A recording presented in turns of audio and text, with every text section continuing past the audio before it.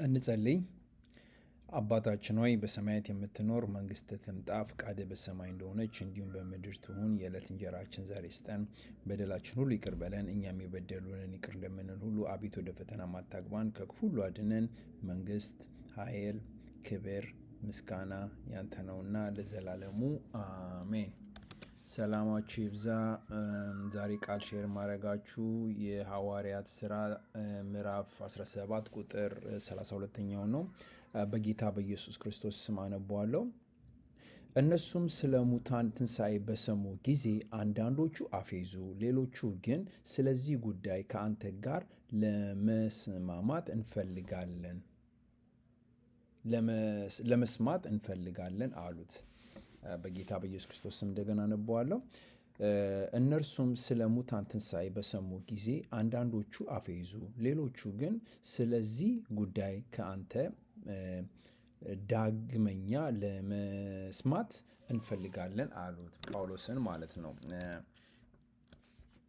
ጳውሎስ ይህንን ፕሪች በሚያደርግበት ጊዜ አንዳንዶቹ ይስማማሉ፣ አንዳንዶቹ አይስማሙም። እና ደግሞ የሐዋርያት ሥራ እንደምናውቀው ሙሉን እንደዚህ ነው።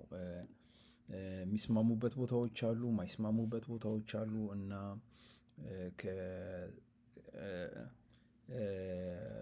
ከጴንጤቆስጤ ጀምሮ ከዛ ጊዜ ጀምሮ ራሱ እስከ መጨረሻው ድረስ ራሱ በችግር የተሞላ ነገር ነው። በስደት በብዙ ነገር እና የሚያዳምጣቸው ሰው አለ።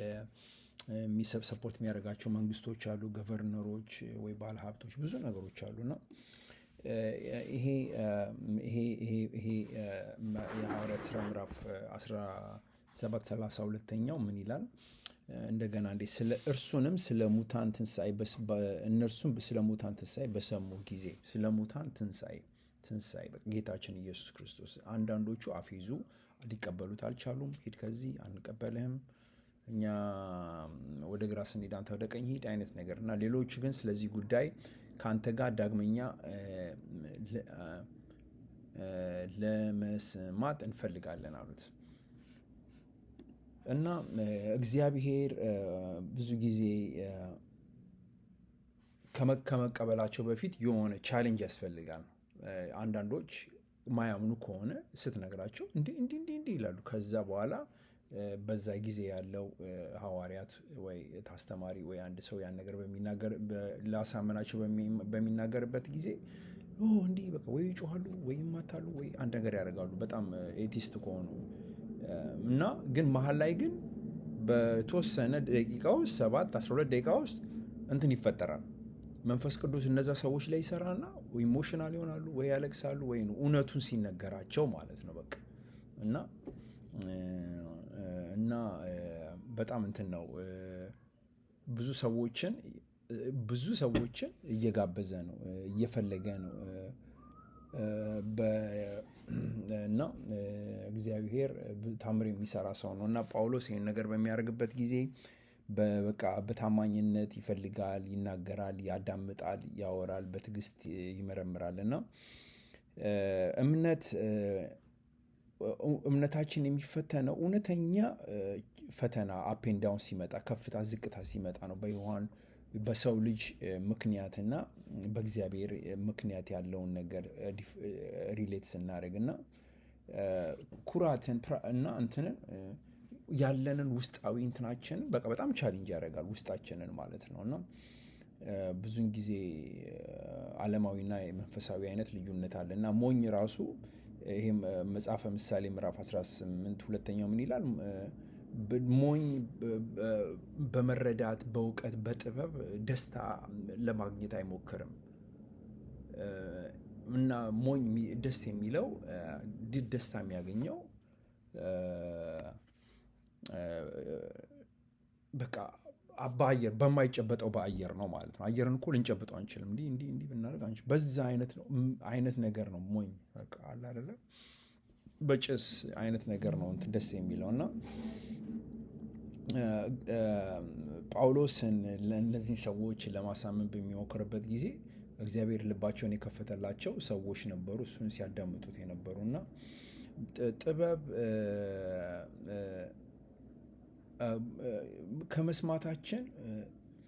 ከመስማት በፊት መቃወም ከመስማት በፊት አዝሎንጋዝ የእግዚአብሔር የኢየሱስ የመንፈስ ቅዱስ ነገር ከሆነ ከመስማታችን በፊት አልፈልግም ካልን እንትን ነው። ቤተክርስቲያን ውስጥ አሁን አስተማሪው መጥቶ እንዲህ ቤተክርስቲያን እኮ እንዲህ አልፈልግም ዘር ስለዚህ ነገር መስማት አልችልም ልንል አንችልም። ስለዚህ የቦታው ሕግ ነው፣ መስማት አለብን። እዚያ ድረስ እስኪሄድን ድረስ የምንጠብቀውን ነገር ማወቅና መረዳት አለብን እና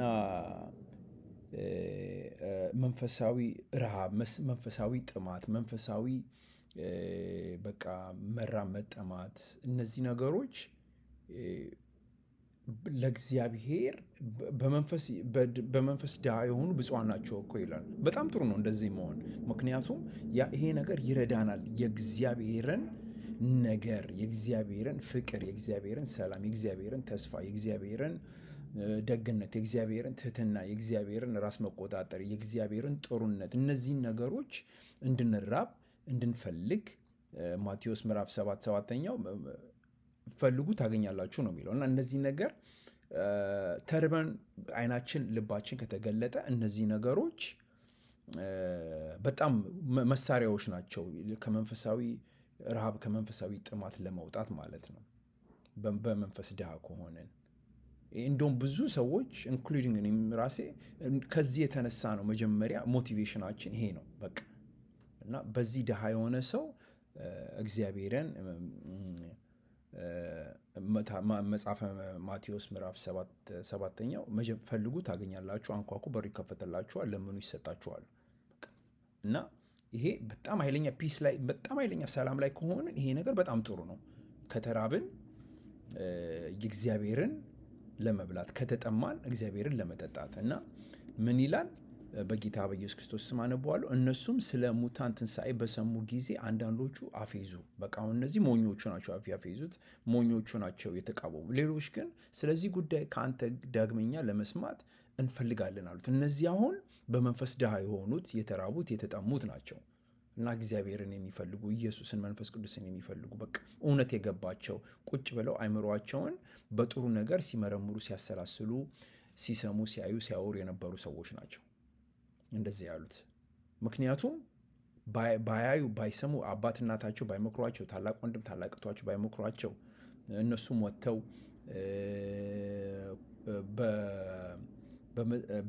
በሁኔታ ውስጥ በሰርከምስታንስ ውስጥ ራሳቸውን እየጠበቁ እግዚአብሔርን እንደዚህ አይነት ሰዎች ናቸው። እንደ ቤሪያ አይነት ሰዎች ናቸው እና ስለዚህ ጉዳይ ከአንተ ጋር ዳግመኛ ለመስማት እንፈልጋለን ካሉ በቃ እነዚህ ሰዎች አይምሯቸው ውስጥ ጥበብ፣ ማስተዋል፣ እውቀት አለ ማለት የመለየት እንትን አይምሯቸው ውስጥ አለ ማለት ነው እና እንደዛ ነው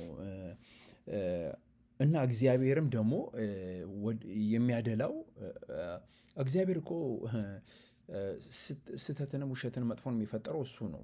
ማለትም ሴጣንን የፈጠረው እግዚአብሔር ነው። ኢዮብ ላይ ራሱ አይተናል። ኢዮብን ሊያጠፋው ሲሞክር ሴጣን እግዚአብሔር ጋር ሄዶ ነው። በጣም እንትን የሆነ መጽሐፍ ነው መጽሐፉ። ይሄ በጣም ቴዎሎጂካሊ ብዙ እንትን ያስፈልጋል ለመረዳት ትንሽ የእግዚአብሔርን እውቀት እና ይሄ ምን ያመለክታል? ኢዮብ ራሱ ሴጣን በቃ ጻድቅ ጥሩ ሰው መሆኑን አይቶ ሊያበላሸው ሲፈልግ እግዚአብሔር ጋር ሄዶ ነው የሴጣን እንትን ያለው እና ሴጣንንም ራሱ እግዚአብሔር ነው እንትን ያለው። በኢየሱስ ከሆንን ግን በኢየሱስ መሆናችንን እርግጠኛ ከሆንን ግን ምን እናውቃለን? ሴጣን ሌባ፣ ሴጣን ሊሰርቅ ሊያጠፋ ሊገል እንደሚመጣ ይህንን ካወቅን የመንፈሳዊ እንደተለየን ማወቅ አለብን። ለእግዚአብሔር እንደተለየን ማወቅ አለብን። በቃ ለኢየሱስ ከሆንን በቃ እንደታሰረ እናውቃለን። እሱ እኛ ኢየሱስ ነን። አንደኛ በቃ እንትን ሊያደርግ የሚችለው ሴጣን አሁን መስመሬን እንዳልስት እዚህ ላይ ምን ይላል? እነርሱም ስለ ሙታን ትንሣኤ በሰሙ ጊዜ አንዳንዶቹ አፌዙበት ይላል። በቃ አፌዙበት። ማፌዙ ራሱ የሴጣን እንትን ነው። ሰው የእግዚአብሔርን ቃል እየተናገረ ሰው የእግዚአብሔር ኢየሱስን የመንፈስ ቅዱስን ጥቅምነት ቫሊዩ እየተናገረ እንደዛ ማድረጉ ሰይጣን ነው። ሰይጣን እንዴት ነው የሚሰራው ካላችሁኝ፣ ሰይጣን ሰጀስት ነው የሚያደርገው። በቃ ሰጀስት ያደርግ በአማርኛ በቃ እንትን ይላል። ሰይጣን እንዴት ነው የሚሰራው?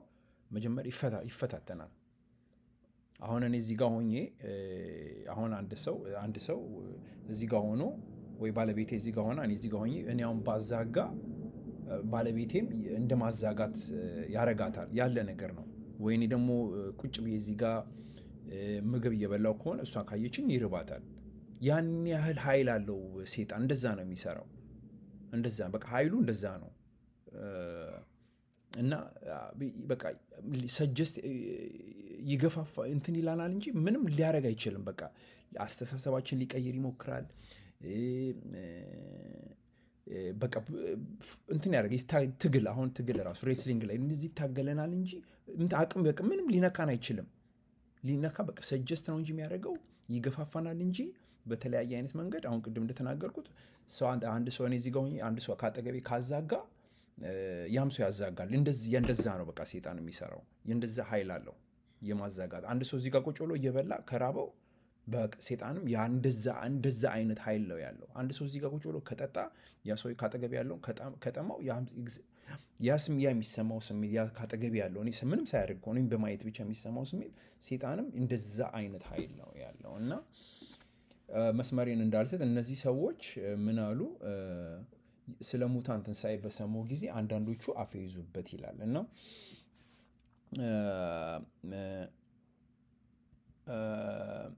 ትንሣኤ በጣም እውነት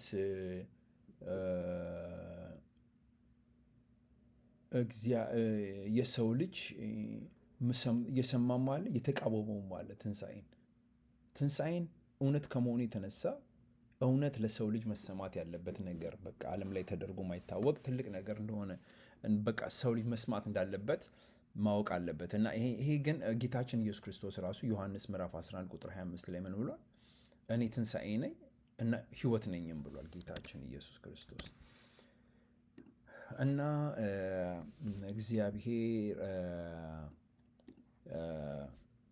እግዚአብሔር በቃ የማያልቅ ሰላም ነው፣ የማያልቅ ፍቅር ነው፣ የማያልቅ ተስፋ ነው እና ሊቀየር የማይችል ትልቅ ምሕረት ጸጋ ሰጥቶናል። እና ይሄም በመንፈሳዊ ዓለም ሆነን ግዴታ ከወንድሞች ጋር መገናኘት አለብን፣ ግዴታ ከእህቶች ጋር መገናኘት አለብን። ምክንያቱም ሰዓት ካልሰጠ ነው ሁሉ ነገር ሰዓት ይፈልጋል። ቤት ለመስራት በአንድ ቀን ስራ በቃ እንትን አይደለም። ቤት ለመስራት ራሱ የሚያስፈልጉ ነገሮች አሉ። ፎቅ ለመስራት፣ ቤት ለመስራት፣ መኪናም ለመግዛት፣ መኪናም ራሱ ለመስራት በቃ ብዙ ነገር በአካባቢያችን ያሉ ነገሮችን ቲንግስ የሚባሉ ነገሮችን ሁሉ ባቡር ስቴሽን ለመስራት በቃ ቤት ሁሉን ነገር ለመስራት ጊዜ ይፈልጋል። እና መንፈሳዊም ላይፍ እንደዛ ነው። እና መንፈሳዊ ላይፍ ራሱ እንትን ያስፈልጋል። እና እነዚህ ሰዎች በትንሣኤ አንዳንዶች አፌዙበት። እነዚህ ያፌዙበት ሰዎች አልሰሩ፣ መንፈሳዊ ህይወታቸውን አልሰሩ ማለት ነው። ስለዚህ ጉዳይ ከአንተ ጋር ዳግመኛ ለመስማት እንፈልጋለን ያሉት ግን እነዚህ ሰዎች ቤታቸውን የሰሩ ሰዎች ናቸው። 5 ብልህ ሴቶችና 5 ብልህ ሴቶች ሞኝ ሴቶች አሉ። ከእንደገና ድንጋይ ላይ እና አሸዋ ላይ እንደ መስራት ያለ ቤት አለ። እና እንደዛ ነው የሚያመለክተው ይሄ